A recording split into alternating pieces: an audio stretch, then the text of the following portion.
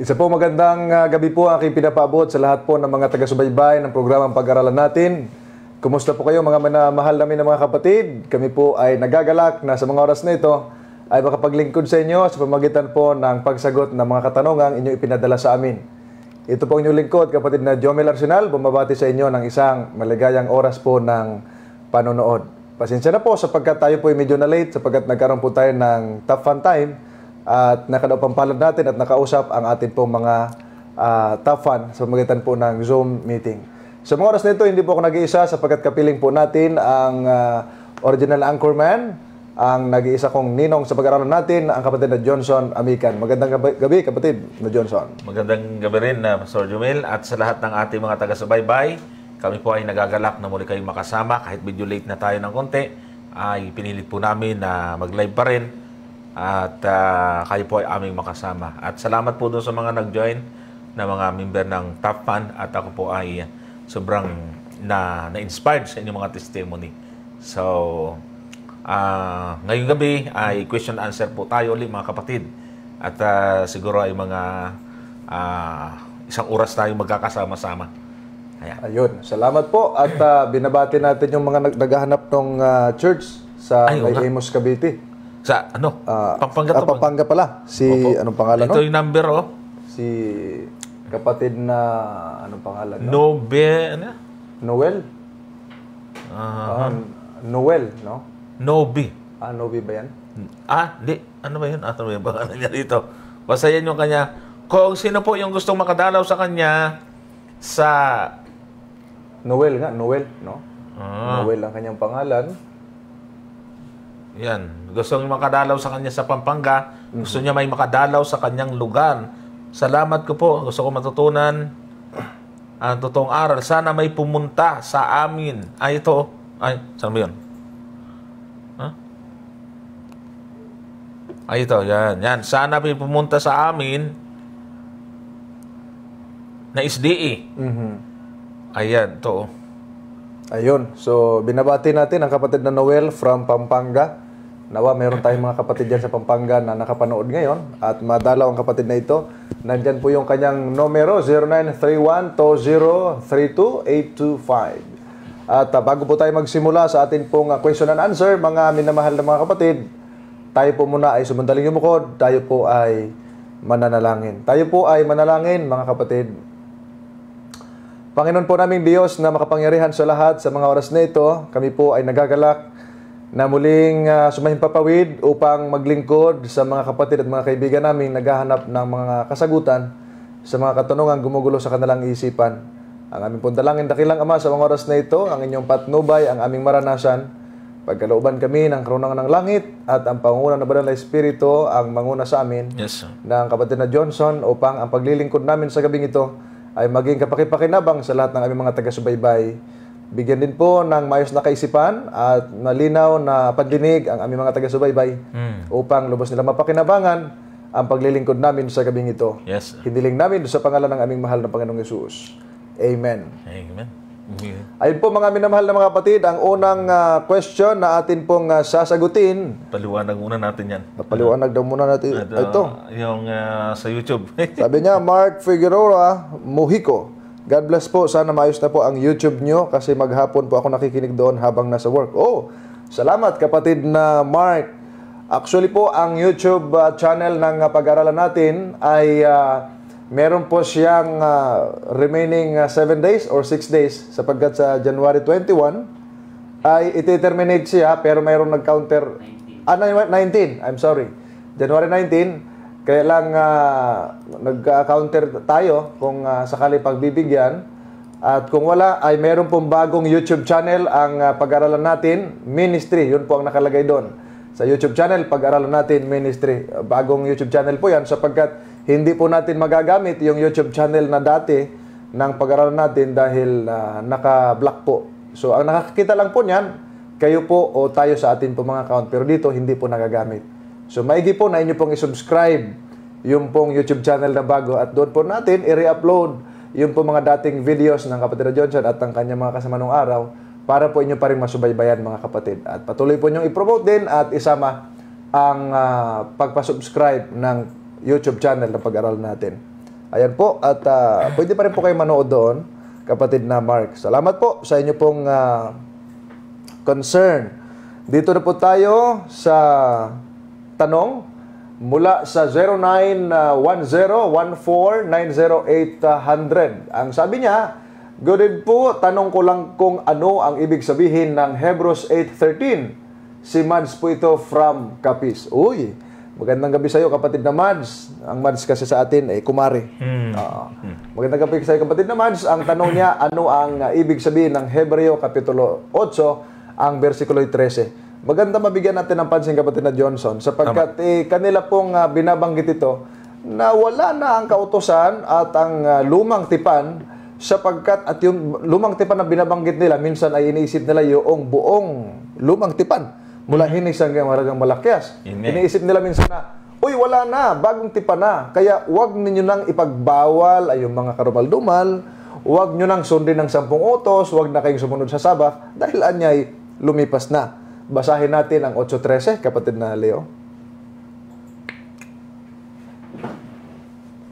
Yan, 8:13. Ganito po ang sinasabi. Doon sa sinasabi niya, isang bagong tipan ay linuma niya ang una, datapwat ang nagiging luma ay tumatanda, ay malapit ng lumipas. Ayun, no? Kung ang binabanggit dyan, doon niya sa sinasabi niya, sa bagong tipan, at sa dating tip o sa bagong tipan ay linuma niyang una, datapot ang naging luma at tumatanday, malapit na lumipas. So ang konklusyon nila, ito daw ay 10 utos, ito daw ay Sabat, ito daw ay pagdating sa kurmal-dumal, etc. Wala na. So lumipas na, kaya wag nang sundin. Gaano ba ito katotoo? Ito ba ay tamang argumento para pasubalian at labagin ang kautosan ng Diyos, kapatid na Johnson? Ay dapat kasi pag-aralan mabuti para hindi mali. Kaya maganda yung programa, pag-aralan natin. Yan. Kaya ang tanong ay tama ba yun? Ang kanila pong explanation, lalo na pagka ang conclusion ay yun, ang niyang 10 utos ay sa talata ay lipas na, ay malaking pagkakamali ho. Opo. Unang-una, mga kapatid, mga kaibigan, para malaman po natin kung ano yung utos ang tinutukoy dyan, anong tipan ang tinutukoy dyan, aalamin natin sa magitan ng konteksto. Yan ho ang tamang pag-aaral ng Bible, mga kapatid. So, kung ating pag-aaralan yung, kung itutuloy natin, alam nyo kasi ang original wala naman yung chapter. Correct. Walang mga verses yan. So, tuloy-tuloy siya. Naglagay na lang ng chapter. Kaya, ang totoong konteksto ng last verse ng chapter 8 ay nasa first verses ng chapter 9. Yes. Yan. So, babasahin natin ngayon yung tinatawag pong konteksto. Opo. Sa 9, 1 hanggang 3 muna.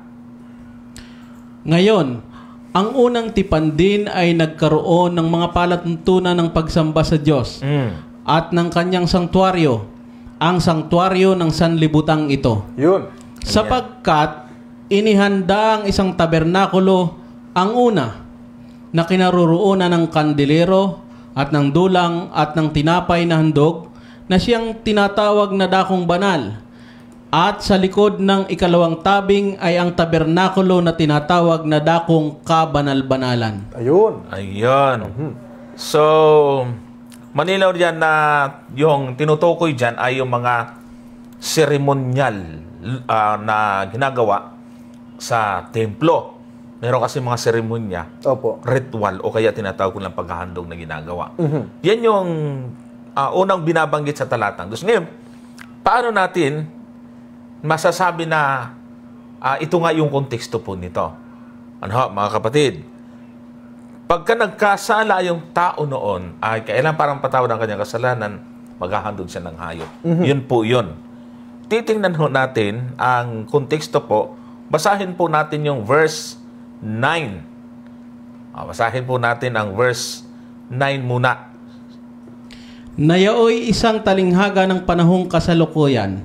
Ayon dito ay inihahandog ang mga kaloob at ang hain tungkol sa budhi at hindi magpapasakdal sa sumasamba. Ayun. Ayan. Kaya sabi daw sa 8:13 kanina ay yung una, tumatanda, malapit ng lumipas. Bakit? Opo.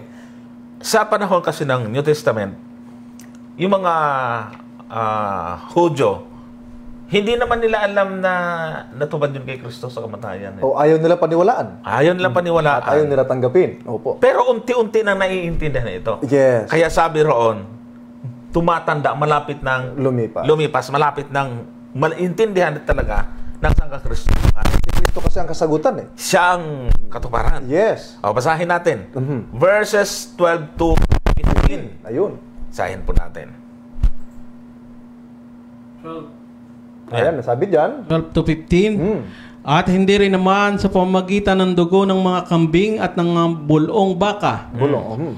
kundi sa pamamagitan ng kanyang sariling dugo ay pumasok na minsan magpakailanman sa dakong banal na kinamtan ang walang hanggang katubusan. Ayun. Ayan. Daniel, hindi ika sa mga pamamagitan ng dugo ng mga kambing at mga bulong baka, kundi sa pamamagitan ng kanyang sariling dugo. Meron dalawang dugo dito, dugo ng mga hayop at dugo ng ating Panginoon. 13. Ayun. Sapagkat kung ang dugo ng kambing at ng mga baka at ang abo ng dumalagang baka na ibinubudbod sa mga nadungisan ay makapagpapagiging banal sa ikalilinis ng laman, gaano pa kaya ang dugo ni Kristo na sa pamamagitan ng Espiritu na walang hanggan ay ihinandog ang kanyang sarili na walang dungis sa Diyos, ay maglilinis sa inyong budhi sa mga gawang patay upang magsipaglingkod sa Diyos na buhay. Ay, 15. napakaganda. At dahil dito ay siya ang tagapamagitan ng isang bagong tipan Napakaganda. upang sa pamamagitan ng isang kamatayan na ukol sa ikatutubos ng mga pagsalangsang na nasa ilalim ng unang tipan, ang tinatawag ay magsitanggap ng pangako na namanang walang hanggan. Ayun. Yan. So Maliwanag, dito, ha? andyan, nakikita po natin dyan mga kapatid yung sinasabing isang bagong tipan na ang tinutukoy dyan ay yung dugo ng ating Panginoong Hesukristo, mga kapatid at mga kaibigan. Upang sa pamagitan isa ng kamatayan na ukol sa ikatutubos ng mga pagsalangsang na nasa ilalim ng unang tipan, ang mga tinawag ay magsitanggap ng pangako na manang walang hanggan. So mayroong unang tipan at may bagong tipan sa talatang ito. Malinaw na yung dugo ng ating Panginoon dyan ang tinutukoy na bagong tipan. Correct. So, hindi ayon sa konteksto, yan ang malinaw. Yes. Kasi ang binabanggit dyan doon sa mga una-unang talata sa 9 ay may binabanggit na unang tipan. Tama. At yung unang tipan, tumutukoy nung naluma, nung dumating ang bagong tipan na tumutukoy sa dugo ng ating Panginoong Jesucristo. Sabi ng verse 9, sabi dyan, basahin natin. Opo. Isa yang, basa.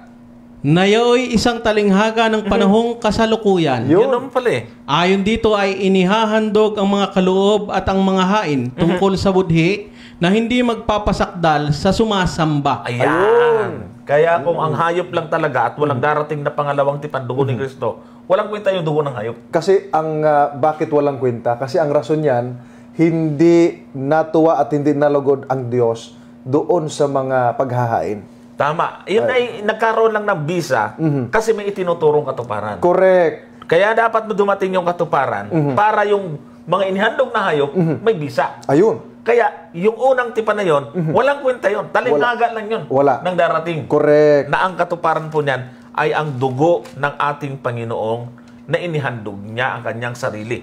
Katulad ng paghahandog ng mga hayop, Yes. ang pinakahuling handog, huling hain para sa ating kasalanan ay ang dugo ni Kristo. Ayun. Kaya nga kung ating titingnan, ang mga kasunod pa ng mga talata ay hindi nalugod ang Diyos. Kaya ang ipinaghanda, ang tumubos ang ating Panginoong Jesucristo. Tama. Pakinggan natin ang Hebreo Kapitulo 10, ang versikulo 5 at 6. Iyan. Jis. Ang wika dyan, Kaya't pagpasok niya sa sanlibutan ay sinabi, hain at handog ay hindi mo ibig. Ngunit isang katawan ang sa akin ay ihinanda mo. sa 6. Sa mga handog na susunugin at sa mga haing patungkol sa kasalanan ay hindi ka nalugod. Yan. So makikita nyo, mga minamahal na mga kapatid, ang mga binabanggit dyan, hait at handog ay hindi mo nais. Ngunit isang katawan ang sa akin inihanda mo. Ayon sa binabanggit dyan, hindi nalugod ang Panginoon. Kasi yung mga hayop kasi na handog seremonyal yun na nagtuturo doon sa ating Panginoong Jesucristo. Kaya ang katuparan talaga ang ating mahal na Panginoong Jesucristo. Without the blood of our Lord Jesus Christ, there is no remission of sin. Yan. Kaya dagdag po natin yung chapter 9 uli at basahin ho natin yung talatang 18. Opo. 9, 18 hanggang, sige, basahin natin. Una 18 hanggang 20. Kaya't ang una mang tipan ay hindi itinalaga ng walang dugo. Yun kaya malinaw. Yung unang tipan na malapit ng lumipas, hindi tinalaga ng walang dugo. Dugo talaga yung sinasabi. Correct. Opo. 19. Sapagkat nang salitain ni Moises ang bawat utos sa buong bayan ayon sa kautusan, ay kumuha siya ng dugo ng mga bulong baka at ng mga kambing na may tubig at balahibong mapula ng tupa at isopo.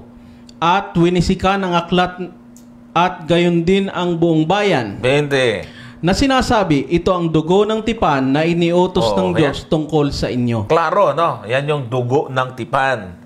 Ngayon, sabi po sa 21 hanggang 22. Yun. Gayon din ang tabernakulo at ang lahat ng mga kasangkapan sa pangangasiwa ay pinagwiwisikan niya ng dugo sa gayon ding paraan. At ayon sa kautusan ay halos masasabi kong lahat ng mga bagay ay nililinis ng dugo at maliban na sa pagkabuhos ng dugo ay walang kapatawaran. Kita mo na. Sabi diyan, kung walang pagkabuhos ng dugo, walang kapatawaran eh. Kaya napakahalaga ng kamatayan ng ating Panginoong Jesucristo. Kasi kung titingnan natin sa Gis 12, pangisahan lang yun eh. Mga minamahal na mga kapatid, sa Gis 12 ng Hebreo, pangisahan na at magpakailanman yung hain na yun. Kaya napakahalaga, mga minamahal na mga kapatid. Kasi naging bagong tipan ang dugo ng ating Panginoong Jesucristo para ito'y maging katubusan sa lahat ng tao, kapatid na Johnson. Mayroong nasa linya. Oo nga. Asan na yung aning? Andito? Andyan. O yun. Tingnan. Pakinggan natin. Hello. Hello, good afternoon, good evening. Yes, Doc. Brother Johnson. Opo. Dagdag lang ako sa pinag-uusapan nyo Opo. doon sa paksa ng 8:13 ng Hebreo, tama ba? Yes. Yung sa sinasabi na yung naluluma ay malapit ng lumipas. Tama. Okay, mapapansin po natin mga kaibigan, mga taga-subaybay, na yung binabanggit dyan na tipan, kung titignan po ninyo sa inyong mga Biblia, ay pahilis ang pagkakasulat. Ibig sabihin, yung pahilis na salitang tipan dyan, ay wala po yan sa original. Ang nakalagay po sa original, ay wala. Ibig sabihin, ang nakalagay lang dyan, doon sa sinabi niya, ay niluma ang una. Walang sinabing tipan. Ngayon, titignan po natin, yung binabanggit po diyan ay salitang tipanan, kasunduan, usapan. Not particularly yung salitang tipan, kundi usapan po yan. Sa madaling salita, ang Panginoon ay muling nakipag-usap sa sambahayan ni Israel. Ngayon, yung sambahayan ni Israel dyan, hindi ho yan yung ethnic Israel, kundi yan po ay ang Iglesia na ng Diyos na compose ng Hintil at ng Hudyo. Kung mapapansin po natin, ang niluma po dyan, yung usapan sa pagitan ng ethnic Israel at saka ng Diyos. Na yung usapan na yan ay mababasa po natin sa Exodo chapter 19 na ang sabi doon ay nangangako na susundin ng utos. Ang sabi ng Israel, susundin namin.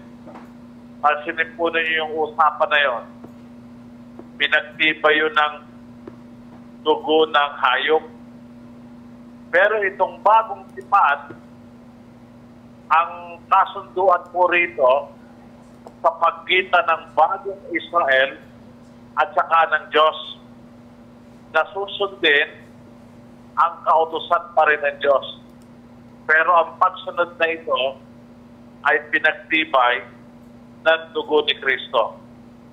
Ano ang pagkakaiba at pagkakapareho ng dalawang tipan o ng dalawang usapan? Ang pagkakapareho, parehong Israel ang kinakausap. Pero yung pagkakaiba, yung Israel sa bagong tipan, ay ang church. Ano ba ang pagkakapareho?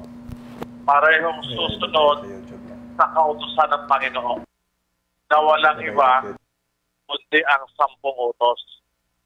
Kaya Brother Johnson, Pastor Jomel, ang sinasabi dito na pinalitan yung kausap ng Panginoon. From the ethnic Israel ay naging church na bayan ng Diyos o ang katawan ni Kristo.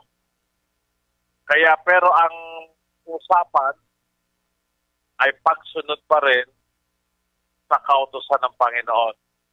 Ibig sabihin, sinusunod na ang kautusan, lalo na ang 10 utos, hindi para maligtas, kundi pagmamahal at bunga ng kaligtasan. Kaya gusto kong idiin bilang pangwakas, yung 8:13 po ng Hebreo, ang salin po talaga dyan ay hindi tipan, kundi usapan, covenant, testament ng dalawang partido. Para maliwanag ang usapan po, no? So, yun lamang, Brother Johnson, at salamat. Ayan. So, thank you, Doc Rico. Tama, kanyang comment po, mga kapatid. Kaya, dapat talaga tine-check natin yung mga terminology na ginamit. Chinek ko nga sa Greek eh. Wala yung covenant. Wala. Tinignan ko rin sa aking software dito. Wala. Okay, kaya okay talaga pasok nito ni Doc Rico. Tama naman. Granting na nandyan yan, ay yun na may... Mali pa rin ang konklusyon. Hindi pa rin ang konklusyon ng 10 utos. No. Hindi ang Sabat. Hindi yung mga karumal-dumal na talagang ginagawang humba. Ay hindi ho ganun. No, wala. At out of context po yun, mga kapatid. Dadako po tayo sa next question. At least sa isang oras ay makapaglingkod man lang tayo ng ilang mga tanong. May bago ba tayong tanong? Wala. Meron po. Meron? Meron. Siguro yun tayo na sa bago. Oo nga. Itong bago, magandang tanong to eh. Ang sabi po mula kay Mark Figuero Mojico. Good evening, Pastor Jomel at Brother Johnson. Tanong ko po, paano po ang kaligtasan ng mga bata? Uy, naku. Sa COVID ba to? Hindi naman. Naintindihan ko po na wala pa sila sa age of accountability. Pero paano po yung mga namatay na mga bata sa baha? Sa Sodoma at Gomora? At yung napasama sa parusa ng Diyos noong panahon ni Moises? Salamat po. So, na problema po si kapatid na Mark Mojico. Paano daw po yung kaligtasan ng mga bata na kasamang mga namatay doon sa Sodoma at Gomora at maging sa baha sa panahon ng ni Noe yata, no? At doon sa panahon ng parusa ng Diyos sa panahon ni Moises. Oo. So, ang tanong niya, paano daw yung kaligtasan na yon? Kapatid na Johnson. Excuse me. Yung Panginoon ay mayroong binanggit nung kasama niyong mga alagad. Gustong palisin ng mga alagad yung mga bata. Opo, 19:4 yun. Oo, yata, oo. At sabi ng Panginoon, para sa kanila, ang kaharian ng langit. So yung mga bata po, mga kapatid, ay mas tiyak ho yun, mga kapatid, mga kaibigan. Kasi para sa kanila, sabi ang ginamit pa nga silang halimbawa ng Panginoon na sa mga katulad nila ang kaharian ng langit. 19:14? Opo, ng Mateo. Sige, basahin ho natin yung talata. Datapot sinabi ni Jesus, pabayaan ninyo ang maliliit na bata at huwag ninyong pagwawalan silang magsilapit sa akin, sapagkat sa mga ganito ang kaharian ng langit. Yeah. Yun. So, hindi po hindi po nanganganib. Kasi lalo na kapag mga maliit pa, ay ligtas pa sila sa kasalanan. Ayan. At doon sa mga namatay, talagang nakasama sila doon kasi under pa sila ng provision ng kanilang mga magulang Oo. Pero ang Diyos pa rin nakakaalam sa mga bagay na yon. At huwag nating problemahin yung kaligtasan nila. Ang problemahin natin yung kaligtasan natin. Yun. Mahalaga yun Okay. Opo. Mula kay Rhea May de Guzman, tanong pa po, Pastor, ano pong kasalanan sa banal na espiritu ang hindi mapapatawad? Kasi sabi ng Jesus, mapapatawad pa ang magkasala sa kanya, subalit hindi sa banal na espiritu. Salamat po. So, ang tanong niya, anong kasalanan ang hindi mapapatawad laban sa banal na espiritu? Siguro basahin natin yung talata 12. sa Mateo 12, 31 at 32. Ayan, sa...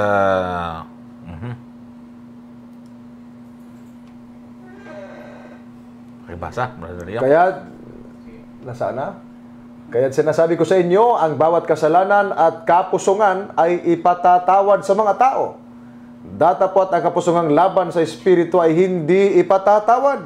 Sa 32. At ang sino mang magsalita ng isang salitang laban sa anak ng tao ay ipatatawad sa kanya.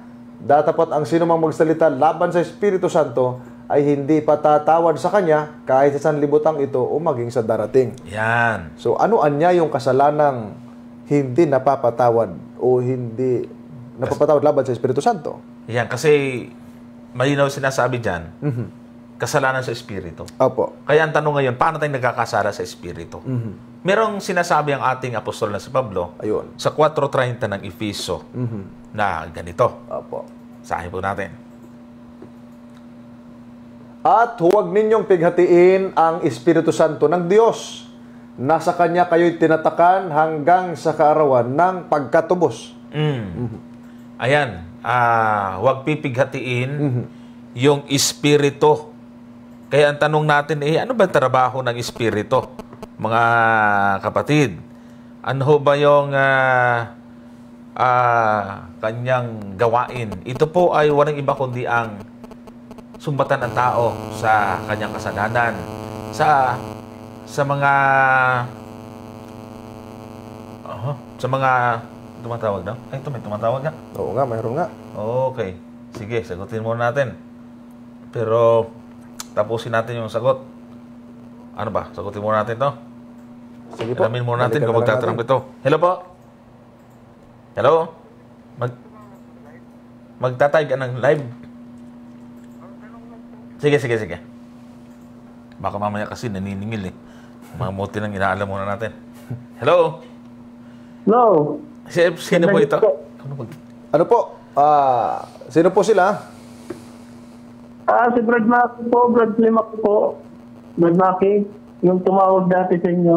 Brad Mackey. Taga saan po kayo, kapatid? At anong samahan po kayo? MCGI po. MCGI. Ano po ang inyong katanungan, kapatid na Mackey? MCGI. Tungkol po, Brad.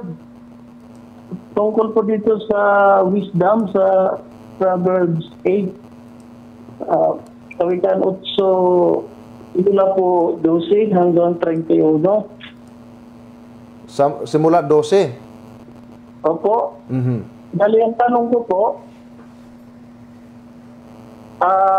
bakit hindi po kayo naniniwala na si Kristo po ang binabanggit dito na karunungan? Kasi sa amin po, ay si Kristo po ang karunungan dito sa Kawikaan 8:12 hanggang 31. Dali, paniwala po namin sa MCGI ay si Kristo po itong kasama ng Ama dito po sa 30-31 ng Kawikaan, 8:30-31 ng Kawikaan. Sabi po dito, Then I was by him as one brought up with him, and I was daily his delight, rejoicing always before him, rejoicing in the habitable part of his earth, and my delight were with the sons of men. So si Kristo po yung pinaniniwalaan po namin dito na karunungan o wisdom.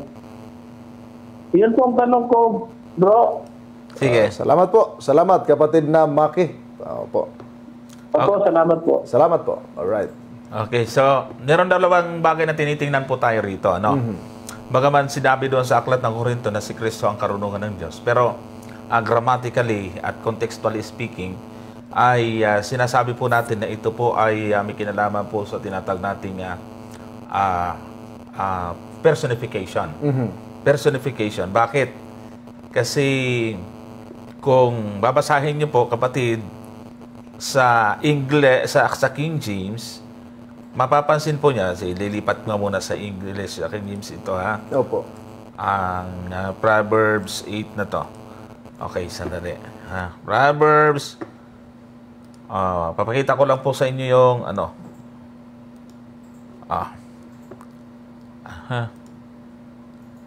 Yung konteksto. Chapter 8, at basahin po natin and verse 1. Kasi buong ano yung wisdom yan eh. Oh, Tinan yung niyo po, context. yung verse 1. O, tinan niyo po yung verse 1. Basahin nga po natin. Sabi diyan, doth not wisdom cry, and understanding put forth her voice? O, ano pong napansin niyo po doon? Merong pronoun dyan na her. Here. Feminine. Feminine siya at Oo. hindi masculine. Opo. Kaya magkakaroon ng grammatically wrong. Oo, Kaya nga. nagkaroon ng error Error. at nagkaroon ng conflict kung yung her na tumutukoy sa yung feminine ay kapit kay Kristo. Ang pag-aaral po dito ng mga ilan sa mga scholar po natin ay ito po yung tinatawag na personification. Yun. Na yung wisdom, pinipersonify ng Diyos yung kanyang wisdom, yung kanyang karunungan, kung gaano ito ganda. So, yun po yun. Bagaman sabi ko nga, hindi tayo tumututol na ang Panginoon ay tinawag na karunungan ng Diyos. Pero, kung to konteksto ang pag-uusapan, Hindi si Kristo. ay hindi po siya. Ayun, bagay na yon. Pero hindi natin tinututulan na si Kristo ay karunungan ng Diyos. Opo. Pero dito sa proverbio na her voice, paano naging her Tapos sa verse 3, sa verse 3, she crieth at the gates, at the entry of the city, at the coming in at the doors. yan, she na naman. Oh, kanina her, ngayon she. Pronoun na nag-replace siya doon sa noun Tama, na nireplace siya ng she, babae yun eh. tama. Oo. So, yun po yung isang punto dyan, kapatid. So, Hello? Nandiyan pa siya. Ayun, sagutin natin. Hello? Hello po. Bro, naputol po ako kay ano lang po ito. Narinig mo? Ganyan po. Pwede niyo pong i-review yung yung sagot namin sa live kasi pag ulitin namin, magko-consume ulit siya ng isang oras, ilang minuto. No? Opo. May live pa sa YouTube ngayon? Sa Facebook sa lang Facebook tayo. pa lang po ngayon kasi ang YouTube ay ano pa. Nakatuwaan. Sorry po. Bali, yung follow-up ko na lang po. Sige pa. Kasi yung, bakit gumagamit po dito ng pronoun na I? Dito po yung nagsasalita yung yung karunungan, sabi niya, I was brought up or brought Saan? dito po sa 7. When he prepared the heaven, I was there. When he set a upon the face of death. Tama yun. At yung I na yun yung she. na nasa feminine. Di ba? Sa verse 1, her ang ginamit. Pagdating sa verse 3, she. At yung she na yun, gumamit na siya ng I kasi referring to herself. Yung I naman kay feminine, masculine, pwede yun. Pwede. First person, Oo. singular. Oo. Wala pong problema doon, kapatid, na Wala yung maki gender, sa I kasi wala namang gender yon. Depende yon sa gumagamit. Opo. Tama. At yung karunungan, totoo namang nandoon na. Pero ito po ay personification na ginagamit when it comes to Proverbs na pag-aaral. Ay personification po yan na nagpa-personify sa isang bagay. Kung titingnan nga natin, ang ginamit sa simula pa lang, her at saka she. So, feminine siya. Alright? So, sino po yung tinutukoy dito, brother? Kasi naputol sa kanina. Kasi naputol nga kanina, baka hindi mo nga narinig. Yung person po dito, may tinutukoy po ba na person? Ano po yan? Ang tawag po natin dyan, yan isa sa figure of speech na tinatawag. Personification ang tawag po natin dyan. So, hindi po Wisdom. dito yung salita na kasama ng Ama sa langit o sa lupa ng Diyos. Ano yan? Yung wisdom ng Panginoon, yung kanyang karunungan, yun ang kanyang tinutukoy na naroon kung saan ay isa yun sa instrumento sa matalinong paglikha ng Diyos. So, hindi po si Kristo dito yung kasama ng Ama na sabi po ng karunungan na rejoicing in the habitable part of this earth. And my delight, sabi niya, were with the sons of men. Yung, So, hindi po si Kristo dito yung tinutukoy na nagsasalita o ano po. Hindi rin si Kristo yan. wala rin kasi ditong binabanggit Basta sinabi dyan din lang dyan ay rejoicing in the habitable part of His earth. Wala namang tinutukoy dyan na na tao na iba doon sa Diyos. Natutuwa lang ang Diyos doon sa kanyang ginawang earth para tahanan ng tao. Kung saan, sa paglikha na yon ay naroon yung wisdom, yung matalinong paglikha ng Diyos sa habitable part of the earth. Kapatid. Dito po sa 822 po, Brother Johnson po. Apa? Sabi po dito, the Lord possessed me. Sino po yung sinasabi dito na me? Sabi niya, the Lord possessed me in the beginning of His way. Yun nga yung personification, kapatid. Sa figure of speech, yun nga yung personification. No? Kung kayo po ay nakapag-aral ng basic English grammar, yan yung binabanggit dyan na figure of speech na personification na binabanggit dyan na possess me. Kasi kung susundan mo si Kristo yan, so lalabas si Kristo nilikha ng Ama. Di ba? Hindi naman po kami naniniwala na nilikha, brother, pastor. Kasi nakalagay po dito, possessed. Hindi po siya nilikha. Oo, kasi kung titingnan mo sa Hebrew kasi nakalagay diyan ay kana.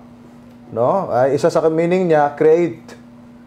So kung anong palagay ninyo, ano ang kuwan diyan? 'Di ba? So ibig sabihin, ang kasama diyan yung nagbibigay ng kasama sa instrumento ng paglikha, yung karunungan ng Diyos. Without the wisdom na binabanggit ay she or her, ay hindi makapaglikha ang Diyos. Kasi yun yung ng Diyos yung wisdom niya kasama sa instrumento sa paglikha. Pero pastor, bali sa eternity, magkasama na di ba yung Ama at Anak? Correct. Wala tayong usapan doon. Yes, wala tayong usapan doon when it comes to Father and Son. Wala pong problema doon. Even sa everlasting at everlasting nandoon. Pero hindi pinag-uusapan dito po yung Godhead. No? Hindi po pinag-uusapan dito yung Godhead, yung Father at yung Son. Hindi pinag-uusapan dyan. Kahit i-con mo siya, i-check mo siya, wala naman dyan yung Father and Son. Wala. Pag nag-aral ka kasi ng Biblia, hindi mo lagi siya i-interpret ng literal. Okay? Hindi mo siya lagi i-interpret ng literal. Gaya ng Proverbs, no? Ito, kawikaan. Di ba? So, gaya ng binanggit namin, ito ay isang personification, no? Part ng figure of speech na kung saan ay ginamit dyan she or her. Magkakaproblema ka, kapatid, kung sabihin mo si Kristo yan, so si Kristo pala, tinawag siyang she or her. Alright? Opo. Ito, binasa ko. Dami kong binasa dito. Yung The Bible Knowledge Commentary. Talagang sinasabi niya yung wisdom existed before the creation of the world. Talagang ito po yung kaalaman. Ibig sabihin, pinapakita dito, yung matalinong paglikha Yun. ng Diyos sa mundo.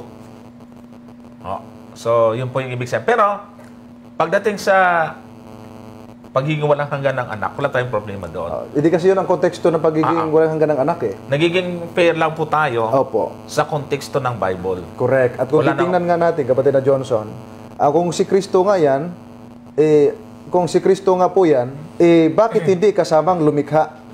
Bakit nandun lang siya at hindi siya kasamang lumilikha? Di ba si Kristo creator? Tama. Oo, kasi parang nanonood lang eh. Nanonood lang siya habang naglilikha. Pero kung titingnan natin, ang Panginoong Jesucristo creator nasaan yung nilikha niya kung siya nga yan? Alright. So Okay. hindi po pinag-usapan sa konteksto ang pagiging eternity o eternal ng Father at nung Son diyang kapatid na Maki. Alright? Ayan. Kasi magkakaproblema kung ang Kristo tawagin mong she or her. Apo. Kaya nga, kahit baliktarin mo, kung siya naman naglilikha. Hello po. Pa? Hello po. Ano? Hello? Hello po. Hello, isa na lang po clarification lang po. Sige, brother. Okay lang. Dito po sa 8:27, sabi po dito, when He prepared the heavens, I was there. When He set a compass upon the face of the deep. So, dito po, may involved na po dito ng paglikha. Pero walang... Sa ano na to? Punto ko po, brother, Sige po. yung Sa Diyos na yan. pinupunto ko po, hindi naman talaga si Kristo kasama ng Diyos na lumikha according po dito sa Revelation 3:14 dito, and unto the angels of the church of the Laodicean write these things, said the Amen, the faithful and true witness, the beginning of the creation of God. So si Kristo po dito ang sinasabi na faithful witness, the beginning of the creation of God. So, in relation po dito sa 27, nang itatag po ng Diyos ang langit, sabi ng karunungan, ay nandun ako, kumbaga witness siya sa pagtatatag po ng langit. Yun po ang huling tanong ko, brother. Okay, salamat. Magandang tanong mo, kapatid na Maki. Kung yung ginamit mong Revelation chapter 3 verse 14, hindi sinabi doon na hindi siya creator. Nung binanggit na siya po ay the beginning of the creation of God, bakit binanggit doon? At isa pa sa binabanggit dyan na pwedeng sandalan, yung 1:15 ng Colossians na panganay ng mga nilikha. Pareho yun. Pero yung Greek kasi noong 1:15 ay prototokos, ibig sabihin, existing before all things because He created all things. Alright, kapatid na Maki.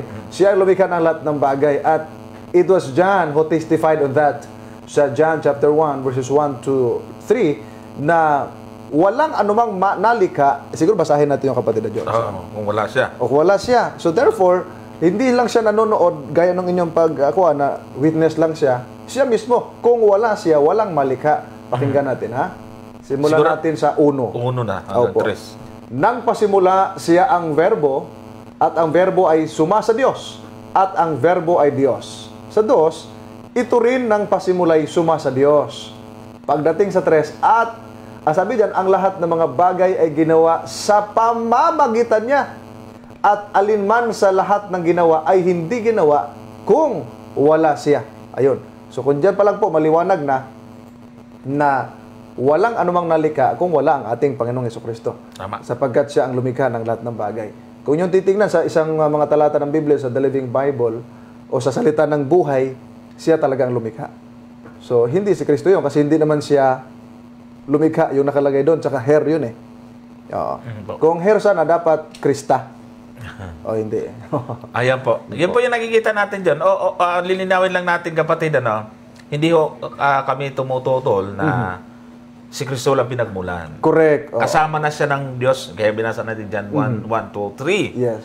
Pero kasi, dapat mag-iingat tayo na kahit ganun ang paniniwala natin, pag may talata, aalamin pa rin natin yung konteksto. Yes. Kasi sinasalang-alang natin yung kaisipan, yung mentality at nakahulugan ng author mismo. At yung in-address niya ng mga sulat. Yan. At pati yung kanyang original biblical languages. Correct. Na kung saan ay minsan ay hindi siya masyadong malapit doon sa original. Halimbawa, yung panganay sa lahat ng nilikha. Alright? Nakalagay, Prototokos, because He existed, no, before all things.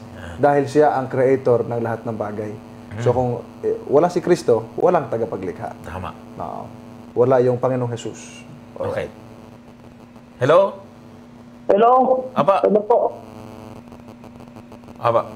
Mayroon ka pa kung gustong linawin? Yan po. Bali, wala pong, hindi po person ni Kristo yung wisdom dyan, brother. Wisdom ng Diyos. Diyos. So walang person na involved dyan. Wisdom po ng Diyos yon, kasi kung si Kristo nga yan, kaya kung binanggit ko sa iyo, try to clarify o try to tawag nito yung may binabanggit tayong ano mo, ito, at subukan mong ikapit yung she o yung her kay Kristo. Parang hindi maganda. Yung feminine. Tsaka magiging grammatically wrong. Error talaga, error. Opo. Hindi po siya tutugma. Opo.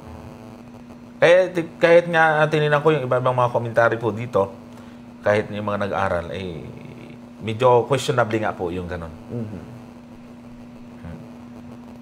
Okay ba? Okay po. Okay na po. Salamat kapatid. po. Salamat kapatid na Maki. God bless you po. Yan, yan. Isa po siyang kaanib ng dating daan. MCGI, pero napakabait. Kaya hindi rin lahat ng kaanib dyan ay gano'n. Napaka-honest po niya. Yan, nakaka-text ko po siya. Kaya pagka nagtatanong yan, may live po ba kayo? So sinasabi ko kayo na siguro na notice niya na live tayo. Opo. At ito po mula kay Juliet Balatukan Turida. Bakit po marami ang napaniwala na tao lang si Kristo ng mga iglesia ni Kristo? Ay, naniwala eh. Marami. So, ang tanong niya, bakit marami. niya? Marami ding hindi. Marami ding hindi. Mas marami yung hindi. Opo. Oo. Ganito kasi siguro. Opo. Sige po. Si kapatid na mamaya na yun. Yan na. Sagot muna natin ito. Ganito po kasi mga kapatid, meron pong mga naging kilalang mga interpretation tungkol sa deity of Christ, talagang pinag-aralan mabuti yan. Opo. At isa po dyan sa nag-propagate ng pagiging creator ng ating Panginoong Jesus ay itong tinatawag na Arianism. Paniniwala po ito ni Arius. Oo. So, Arians doctrine po yan na si Kristo ay nilikha at siya po ay hindi Diyos. At naging laganap din kasi ang pagtuturo na ito. Opo. Kaya hindi tayo nagtataka na may ma-impluwensya din yung ganong paniniwala.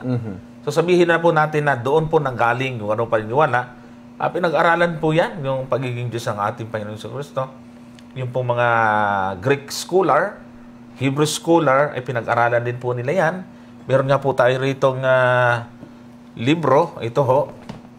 Ito po ay si Spiros Socrates, Was Christ God? Alam po ba ninyo na itong isang librong ito ay ilang chapter lang ng aklat ng John at tinalakay? Actually, talagang in-exegete na yung John 1:18. Exegetical talaga. Binungkal, kumbaga sa isang lupa, binungkal talaga niyang mabuti. Hinalungkat ba? Bawat salita doon.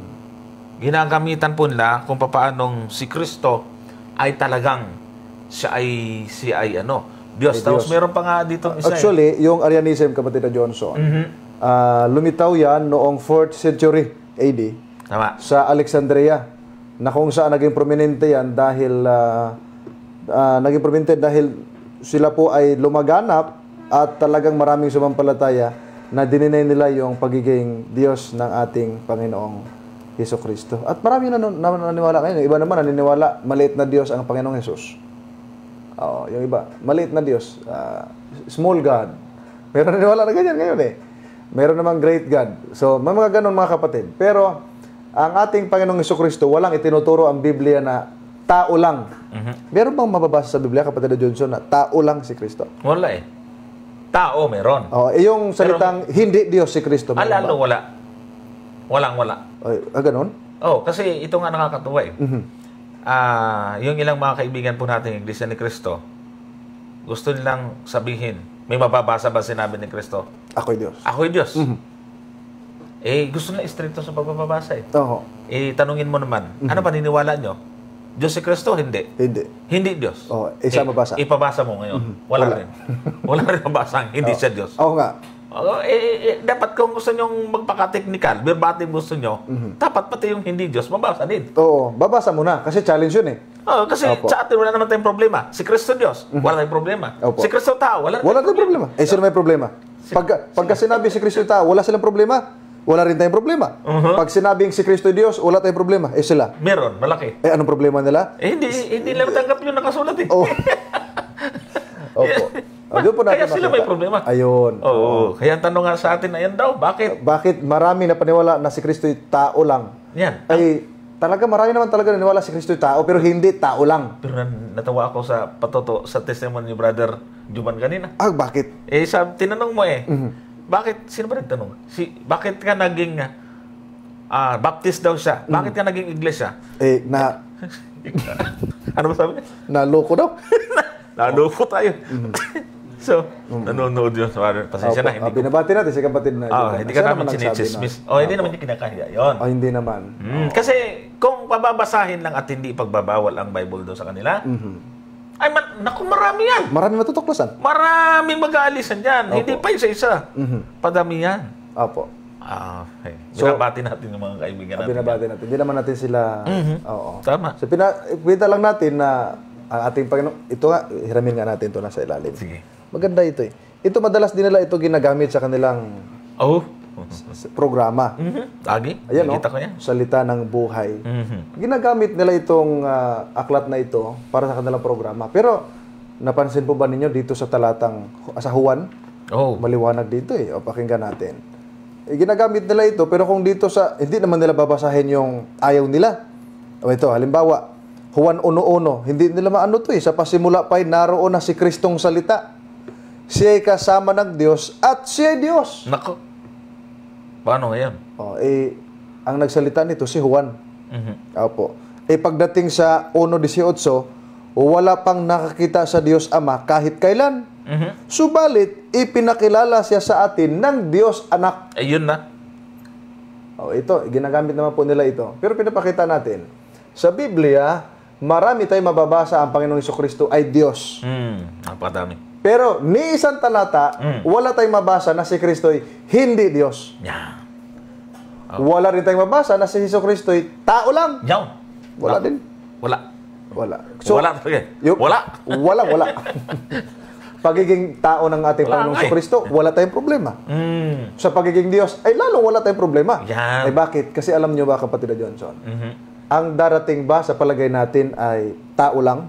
Nako, hindi. Siguro basahin natin yung isang talata. Sa Isaias yun, di ba? 25:9. Opo. Sabi po ng 25:9 ng Isaias? Opo. Ano ang sabi dyan? At sasabihin sa araw na yaon, narito, ito'y ating Diyos. Nako po. Hinintay natin siya. Talaga naman eh. Oo, naghihintay. Kaya nga Adventist, no? Nga. At ililigtas niya tayo. Ito ang Panginoon. At ating hinintay siya. Alam niyo ba yung Panginoon dyan? Yud, hiwaw, hiyan. Tetragrama tayo'y matutuwa at magagalak sa kanyang pagliligtas. Naku po, paano kung meron doon? Hindi. Tao yan. Patunayan ko sa'yo. Hindi siya natutuwa sa pagliligtas ng Panginoon. Ng Diyos. Kasi tao. Tao nga. Yung ililigtas niya, yung naghihintay ng kanyang pagdating. Kaya mahirap talaga pag hindi naniwala na si Kristo Diyos. Kapag nakasama yung, narito tatang Diyos. Mali yata. Hindi Diyos yan eh. Opo. Tao lang yan eh. Nako, di ba sabi diyan, ito'y ating Diyos, hinintay natin siya. May kahalintulad yan eh. Hebreo 9:28. Yun. Basahin Pakinggan natin. 9:28 ng Hebreo. Opo. Sino yung hinihintay ng Diyos na yun? Pakinggan natin. Okay. ay gayon din naman si Kristo. Sino? Si Kristo. Si Kristo talaga eh. Na inihandog na minsan upang dalhin ang mga kasalanan ng marami. Sa ikalaway pakikita na hiwalay sa kasalanan. Ayun, no? Sa ikaliligtas ng mga nagsisipaghintay sa Kanya. Ayun na nga, nanghihintay kanina ang sigaw ay, ito'y ating Diyos. Opo. Oo. Hinihintay natin siya. Oo nga. Tayo'y magalak sa kanyang pagliligtas. Ay pagdating dito, sino yun? Pinangalanan eh. Si Kristo. Si Kristo nga. Oo, wala. At yung naghihintay sa kanya, Oo. mga Kristiyano, Adventum. Adventist. Correct, Adventum. Tama. O kaya pala ang paniniwala ng mga Adventist, si Jesus ay Diyos. At alam mo yung Adventum talaga yung nandyan. Adventum yung nga. nasa Opo, sa Latin. 25:9. Yun. Oh, hindi yun sa Greek ha, Di sa yan. Latin. Opo. Baka magkamali. So bakit ho natin? May nagkamali na dyan eh. Meron eh, tinanong eh. Umalis na eh. Oh, anong Greek nung ano? Nang- Seventh-day Adventist. Ay, Adventum. Din, umalis na tuloy. Katoliko na siya ngayon. Oo nga. So makita natin, mga minamahal na mga kapatid, ang ating Panginoong Jesucristo, wala tayong problema na tao. Kasi nagkatawang tao naman talaga siya. Pero yung kanyang pagiging Diyos, pag hindi mo tinanggap, sa pagdating niya, ang sabi ni Isaiah, ito yung ating Diyos. Sabi nung ilan. Tao yan. Oo. Second coming na lang, magdidebate pa. Diba? Pirmahan ka agad. So, pakita natin mga kapatid, o kapatid na Juliet, ay lahat naman po tayo naniniwala na Panginoong Jesucristo ay tao. Pero hindi tao lang. Tsaka magtaka siguro sila. Teka, bakit tao? Ang gulo naman. Baka gamitin naman ng ako'y tao, hindi Diyos.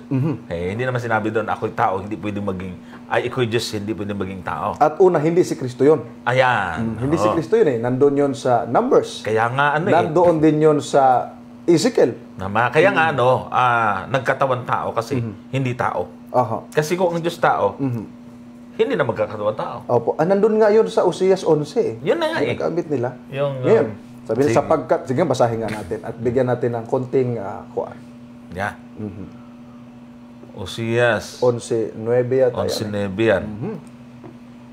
Ang sabi Ganyan ganito, yan, hindi ko isasagawa ang kabangisan ng aking galit. Hindi ako babalik upang ipahamak ang Ephraim. Sapagkat ako'y Diyos at hindi tao. Yun ang sinasabi. Tanggap natin yan. Tanggap ang banal sa gitna mo at hindi ako paroroon na may galit. Tama. Ang banggit dyan mga kapatid, napansin ho ba ninyo sapagkat ako'y Diyos at hindi tao? Ano ika ang nakasulat sa talata? Ako'y Diyos at hindi tao. Ayun, liwanag ha. Ang problema, sino ba nagsasalita dyan? Si Kristo ba? Naku. Hindi rin. Hindi. Oo. At sinabi pa dyan, ako'y Diyos at hindi pwedeng maging tao. Hindi yun ang wala. Wala. Kasi ang explanation ganun eh. Di ba ang Diyos ay makapangyarihan sa lahat? Pero ang nasa talata, nagkatawang tao. Ang problema, meron silang ginagamit na Biblia na New Filipino Version. Talaga? Yung New Filipino Version na yun, ang sabi nila dyan, ako'y Diyos at hindi tao. Pag binasa mo yung unang Timoteo 3:16 ng New Filipino Version, ang Diyos ay nagkatawang tao. Patay sila doon. Patay sila. Sino ba yun? Hindi nababasahin yun. Hindi binabasa. Binasa natin. Binasa natin. New Filipino Version.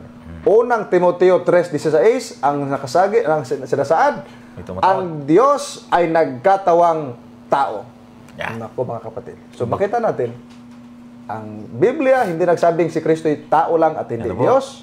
Hindi rin sinabi ng Biblia si Kristo ay hindi Diyos. Maraming talata na nagsasabi, ang Panginoong Jesucristo ay Diyos, mga minamahal na mga kapatid. Ayun po.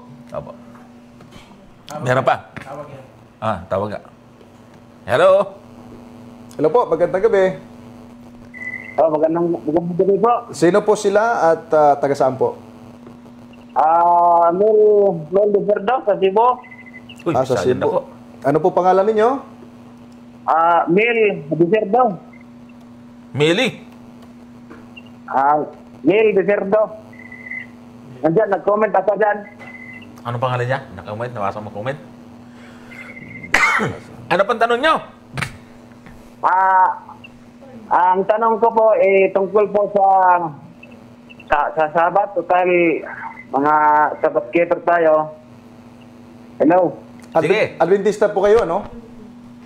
So, ang tanong ko po, ano ba para sa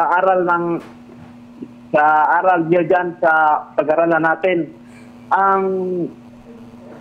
ang pagluluto ba ng pagkain sa araw ng Sabat ay lawful or unlawful? Ayan. Depende po yan sa panahon. Ang pag-aaral po namin dito sa pagkakaroon natin, na pag-aaral din ng iba, ay depende po yan sa panahon. Yung tinatawag na time and place must be considered. Ang ibig po natin sabihin yan ay may panahon at lugar na pinagbawal yon. Ibig sabihin, i-contextualize mo. Apo. Pero may panahon na yung pag pinagbawal doon sa ilang dahil sa sitwasyon at sa lugar, pagdating sa Kanaan, wala na. Wala na. Wala nang ganun. So, doon lang po yun sa ilang, sa pagbalakbay lang sa Opo. wilderness. Kasi may luto na doon na pagkain na kanila na lang pinupulot. Correct. Ayan. So, sa ngayon, ibig niyong sabihin na hindi na po bawal ang pagluluto ng pagkain sa araw ng Sabat? Yes, hindi na. Okay. Pwede naman hindi magluto kung kung kaya naman i-prepare. Mas maganda yung ganun kung kaya. Basta kapatid, Wag lang ihatol. basta kapatid, yung pagluluto mo, hindi ka malate sa simbahan. Tama. Kasi yung iba, na-late, divine na nakarating dahil nagluto ng kambing. Yung kambing na niluto ay matanda na, matagal ho, lumambot. Kaya na-late. Wala pang pressure ko. Wala pa pressure cooker. Ay maganda ho, lutuin mo na ng Biyernes. Tama. Oh? Walang problema kung kayang iluto. Opo, basta meron kang ref para initin na lang na madaling araw. Pero kung gusto mo na magluto para medyo mas fresh at ano yung pagkaluto mo ng umaga, gumising ka na madaling araw. Pwede. Ang focus kasi diyan o ang konteksto diyan para hindi mo tawag dito hindi mo ma-miss yung mga program na malate ka at hindi ka malate talaga. No, para sa tamang pagsamba nandoon ka. No, yun ang pinaka natin. Excuse me. Aho. Kapatid, ganito. Bibigyan kita ng idea ha. Sa Israel noon ay meron pong tinatawag na mga kapistahan, mga festival. Opo. Mga Sabat na tuloy-tuloy. Merong celebration silang ginagawa. Pare-pareho lang yung kautusan doon. Palibhasa ay ang kapistahan nila ay sunod-sunod minsan. Pag hindi sila magluto dyan, nakigutom. Pasma. Pasma talaga abutin. Pasmo ba sabi sa Cebu? Kasi araw-araw yan. Pero mo wala namang refrigerator nun. Wala. Hindi kaya na 3 araw, hindi papanis yung niluto mo gano'n. Ibig sabihin, given yon, understood, na may magkakataon talaga na nagluluto sila. At ito may talata tayo yan. Sa aklat ng Exodus 12:16, ay meron ditong sinasabing ganito. Sa kapistahan. At sa unang araw ay magkakaroon kayo ng isang banal na pagkakatipon. May unang araw yan. At sa ikapitong araw man ay magkakaroon din kayo ng isang banal na pagkakatipon. Walang anumang gawa na gagawin sa mga araw na yan.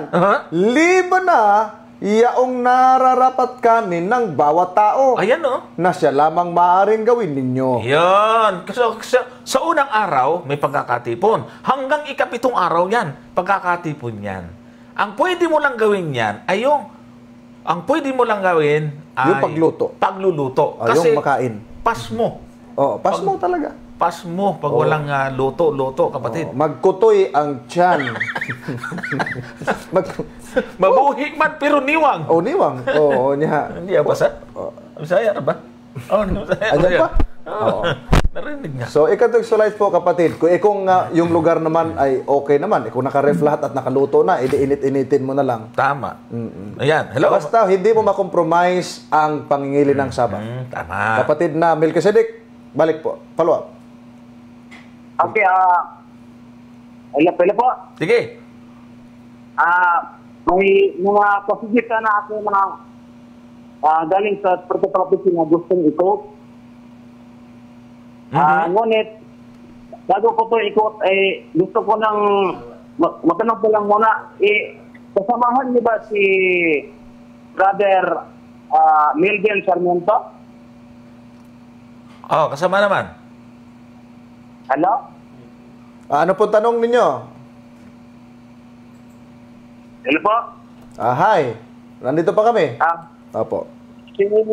Bago ko, gusto ko sanang mag-quote ng mga passages from the Spirit of Prophecy, pero bago ko muna mag-quote, gusto kong itanong, kung kasamahan niyo ba si Brother Melvin Sarmiento? Bakit po ninyo natanong? Kasi po, sa kaniyang pag-aaral tungkol sa Kupang Sabat, parang napaka-baliktad sa tinuturo niyo. Hindi naman baliktad. Baka yung pagkaintindi mo lang. Kasi magkasama kami ni Brother Melvin. Tama yan naman yung binanggit niya. Kaya lang, gaya ng binanggit natin, i-contextualize. Halimbawa, pumunta ka sa lugar, kapatid, na walang ref. Makapagluto ka ba ng Friday na hindi mapanis o hindi na malamig, ay hindi, mainit pa rin hanggang bukas? Sana naunawa mo yung salitang contextualize.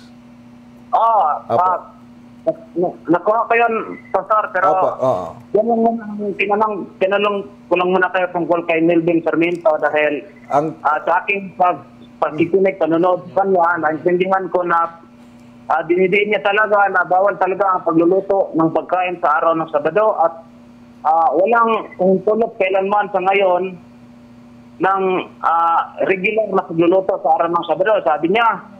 At yung Exodus 12 verse 16, in-explain niya din sa kanyang program na ang context niyan ay hindi po yan weekly Sabbath na ating inobserba, binantayan ngayon o sinusunod, kundi ay, wala. Po ay... Opo. Kapatid, saglit na kapatid. Hindi ka na nagtatanong, nagsishare ka na. Yung binanggit ng kapatid na Melvin na hindi yon weekly Sabbath, yung 12-16, tama naman yun. At hindi Sinabi naman namin binanggit yun ngayon na weekly Sabbath yun. Ang binanggit namin, festivals. So, tuloy-tuloy ngayon, una hanggang kapituhan. Kung narinig po ninyo paliwanag, hindi magkakontra sa paliwanag ng kapatid na Melvin. Tama yung binanggit niya na bawal magluto ng araw ng Sabbath, pero wag mo siyang i-judge kung kung nagluto naman siya na hindi nakakompromiso sa araw ng Sabbath. Alright? Tsaka meron akong gustong kung gusto mo panoorin mo yung topic namin ni Pastor Brian Tolentino. Yun. Tungkol sa pagluluto, paliligo, kung ano-ano pa. Si Pastor Brian Tolentino ay siya po yung authorized na magpaliwanag ng sulat ni Ellen White.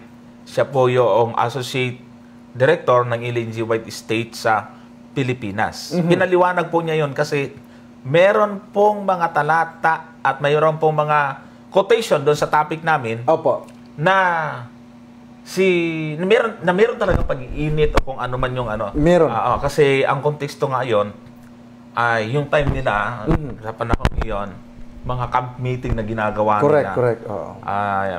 Panoorin mo din yon, kapatid. Napanood ko na din yung nyo ni Pastor Tolentino. Napanood ko na din yun. At may mga tanong din ako doon. Kagaya ng sinabi nyo na pinalabas nyo na pag hindi laborious o kung kunti lang ang gawain, parang pwede. Kung matagalan, ay parang hindi pwede. Yun ang sinabi nyo, di ba? Ito ang tanong kapatid, ko. Babasahin ko lang po sa... may tanong lang ako dito sa babasahin ko lang dito sa Patriarchs and Prophets, page 296.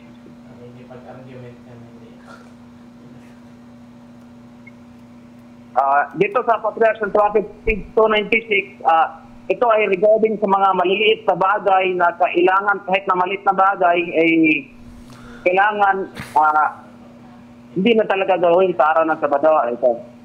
Sige lang nag-open pa ang apps. Kapatid, nagkukonsume tayo ng oras. Yung binabanggit mo na kahit maliit na bagay ay hindi gawin. Nagbibihis ka ba, kapatid? Ng araw ng Sabat? Babasahin ko yan natin. Sige lang hindi, muna. kasi nagkukonsume tayo ng oras, marami pa naghihintay at nakaabang. Kung hintayin natin yung apps mo na mag-open, lagpas na tayo ng isang oras. Ito na? Oo. Panoorin mo na lang yung ito na, babasahin ko So, ibig sabihin, hindi ka naniniwala sa explanation ni Pastor Brian. Kay Brother Melvin ka naniniwala. Parang pinagkukontra mo yata. Hello, brother. Pwede ko na itong basahin, brother? Sige, basahin mo. Pagkatapos ay bigyan naman natin sa iba yung ano. Hindi ko din masyadong marinig ang boses niyo dahil ang signal. Ito na lang, basahin ko na lang. Dapat sa sunod, pag tumawag ka kapatid, dapat nasa maayos na signal para hindi tayo matagalan. Oo. Ito, Opo.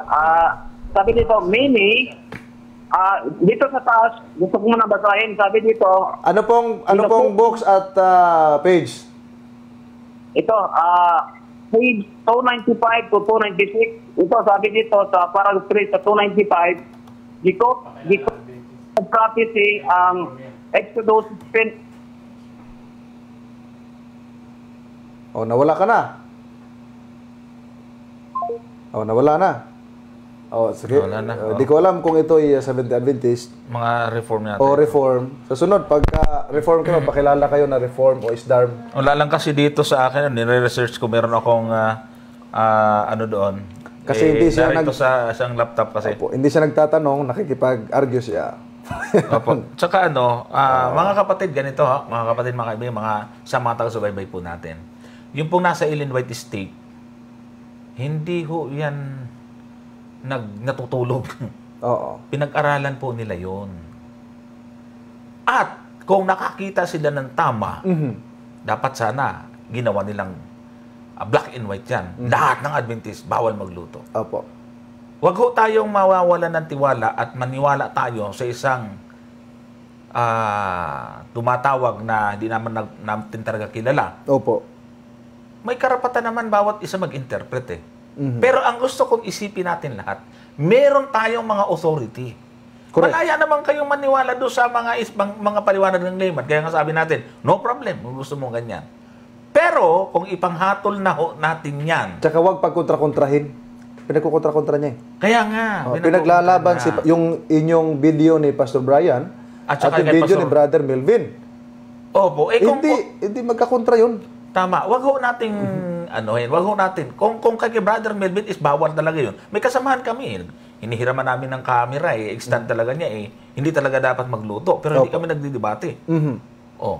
So, okay yun.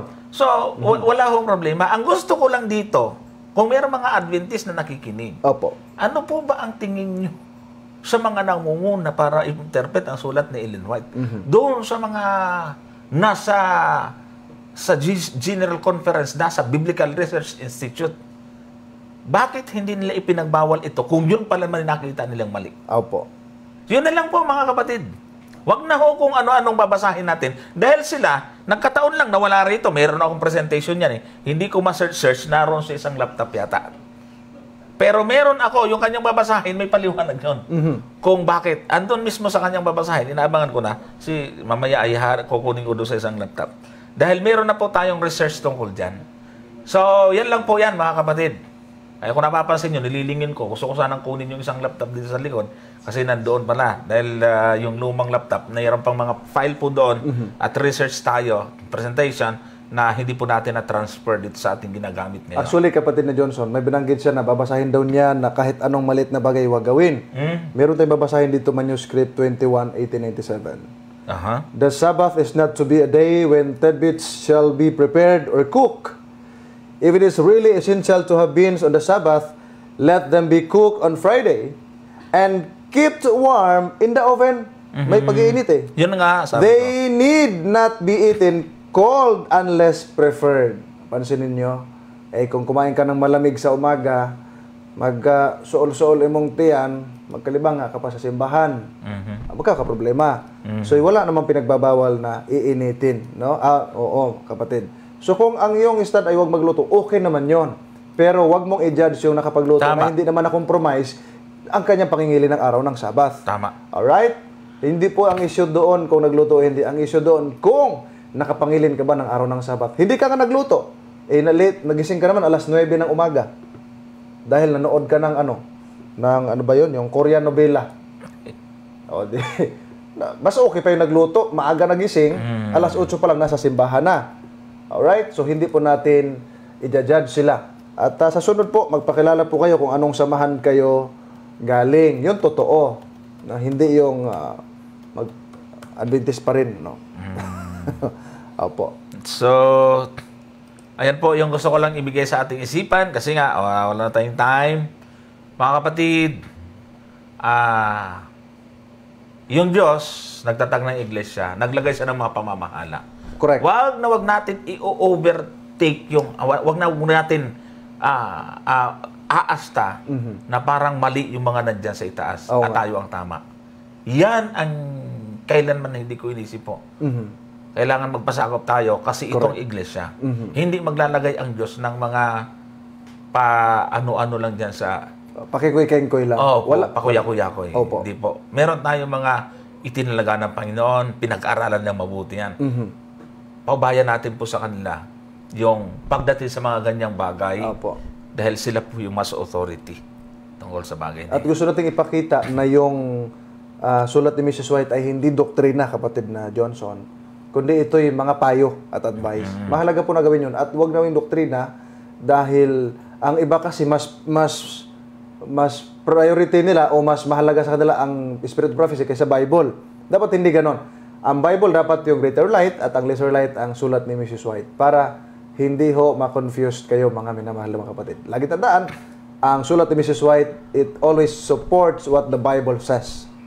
No? Isipin mo, Pastor Joel, kung magpapaka-stricto tayo na bawal talaga magluto, wala nang mga malalaking gathering. Wala nang malalaking gathering kasi yung, halimbawa, minsan may gathering din sa IUP.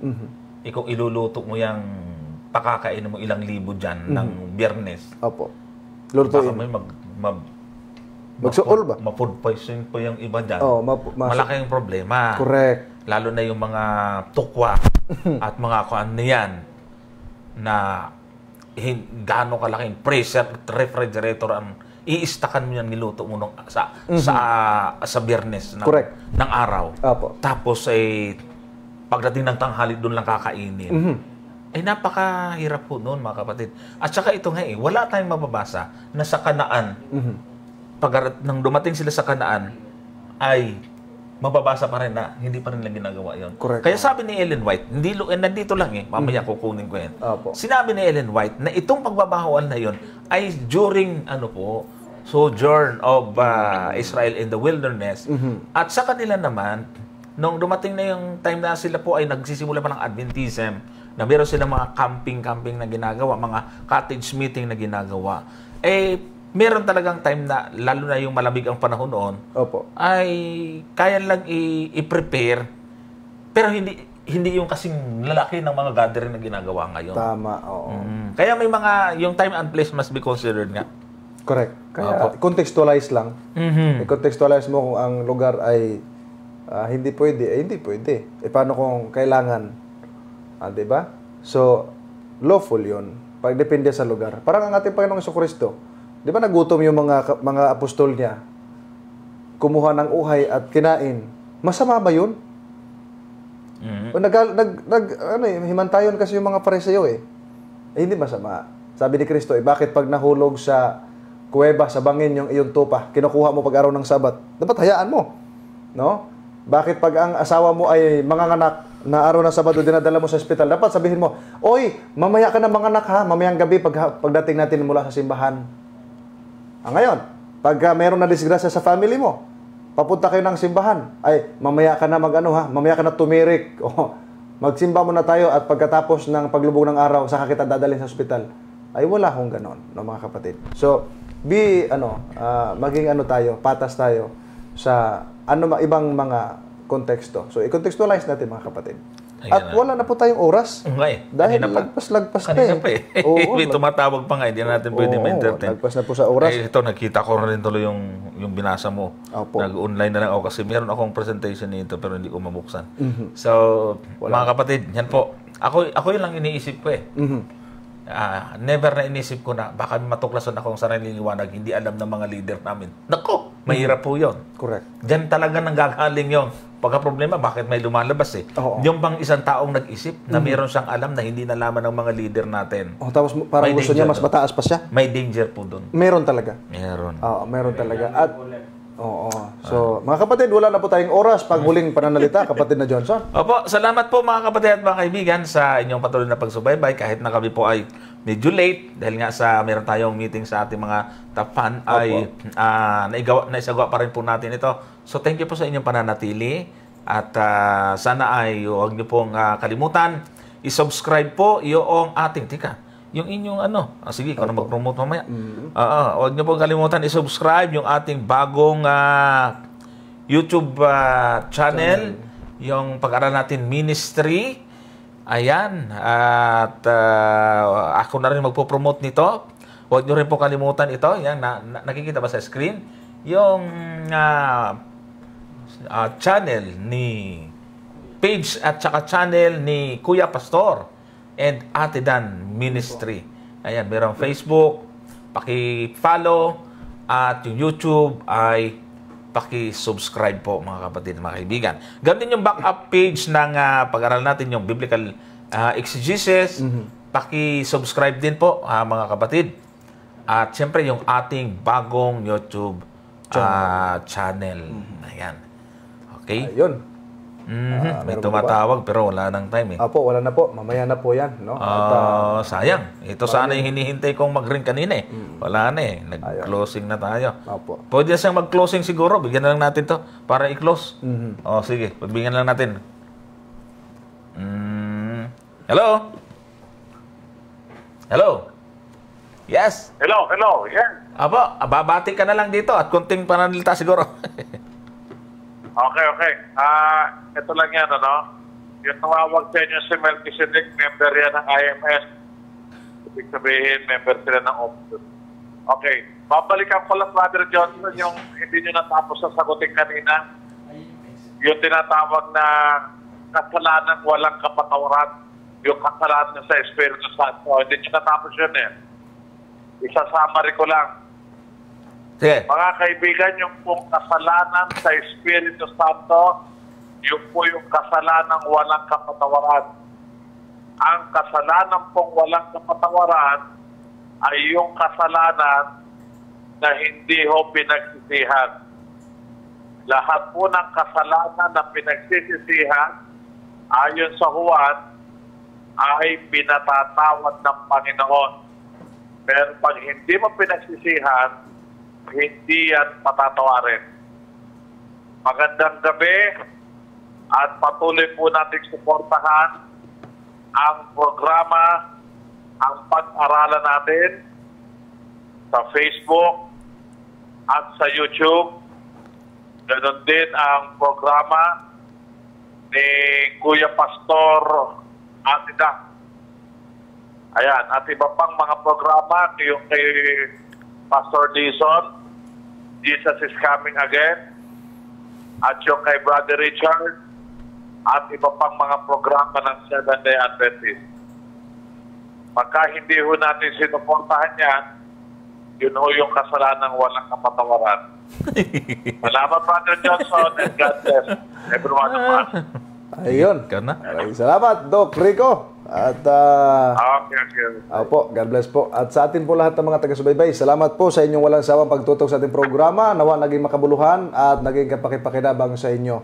Bago po tayo magtapos, ay meron po tayong dalawang prayer request, kapatid na Johnson. Kayo po ang mag-closing prayer. Mula kay Annalie Fetalcoren Manipol. Please pray po para sa pamangkin kong si Lloyd Manipol for fast recovery sa kanyang successful na operation ng kanyang kama na nilagyan ng bakal. Kamay siguro to. Salamat po. So, si Lloyd Manipol sa fast recovery at sa kanya pong operation. Alright. At si Rachel Lumanta J, prayer request sa kanyang ate na si Garlin Torico. Garlin? Opo, Garlin Torico. Ano kayang problema lang? Ayun, si ate niya po ay may COVID. Ha? Opo. Iso yung Garlin? Opo, Garlin Torico may COVID.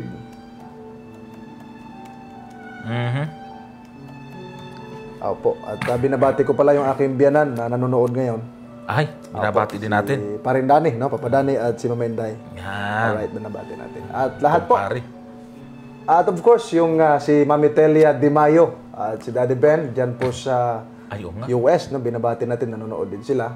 At of course, si Ma'am Shinene Dichoso, at si Papsi Rick, at si Deco Ring, si Kate at si Keiko, at lahat po ng mga subaybay. At kapatid na Bong Iqbal. Yan. Apo, Okay, loobin ng Panginoon sa Sabado ay dyan po tayo magkita-kita sa Kablong Seventh-day Adventist Church. At kung di ako nagkakamali, yung pong tumawag sa atin ay malapit yan. Ayo. Baka pumunta. Wow. Kaibigan ko yun, kaibigan ko. Kung siya po yung Melchizedek na taga Santa Barbara. At taga ano po siya? Si taga Sibuyaw? Cebu daw? Cebu? Cebu, hindi siya. Oh, IMS. Baka... Okay. Cebuano din kasi yun eh. Okay. Iba pala. Alright. Tayo po ay mananalangin na. Dalawa po ang ating prayer request. Kapatid Sige. Johnson. Tayo po'y manalangin. Dakilang Diyos, ang mga banal na makapangyarihan sa lahat. Panginoon, kami po ay nagpapasalamat na muling nakapaglingkod sa aming mga taga-subaybay.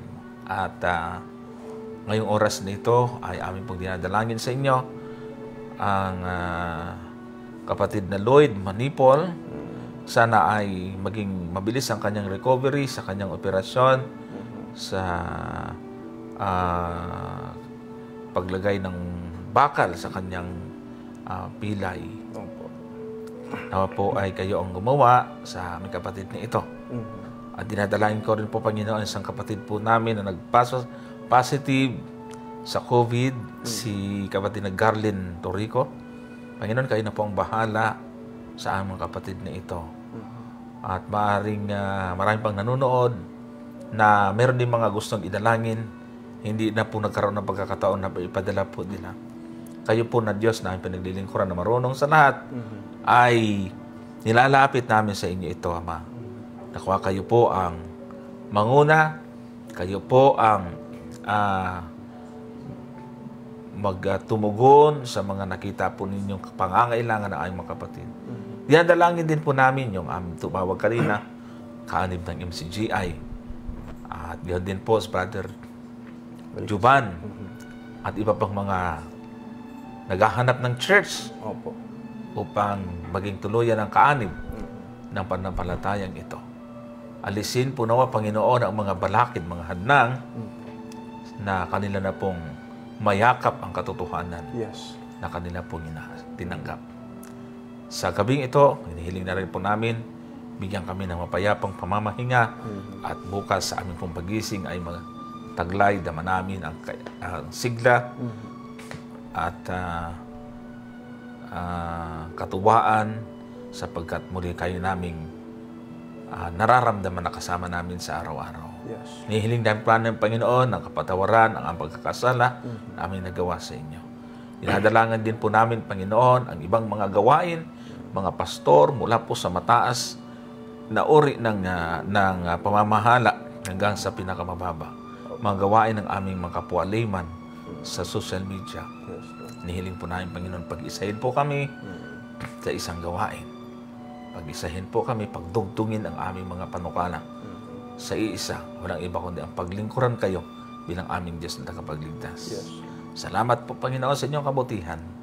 Na umasa kami na ang aming dalangin ito ay inyong tinugon at ang lahat na ito ay aming pinsanasampalatayanan na aming kakamtan sapagkat ito'y hinihiling namin na may pananampalataya sa inyong bugtong na anak ang aming Panginoong Yesus.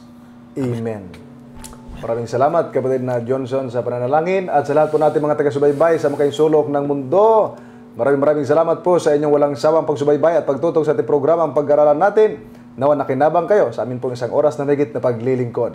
Sa pangalan po ng programa ang pag-aralan natin at sa ating pong technical team, sa pangunguna ng kapatid na Leo Bolaños, kasamang kapatid na Erben Tunyacao, nandiyan din aking misis at ang kapatid na Lenny Amigan. And of course, ang aking kasama sa kabalataktakan ko, ang original na anchorman, ang kapatid na Johnson Amican. Maraming salamat po. At ito naman ang inyong lingkod, kapatid na Jomel Arsenal, bumabati sa inyo ng isang magandang gabi at ang Diyos nawa ang magpala sa inyong lahat. Maraming salamat at magandang gabi po.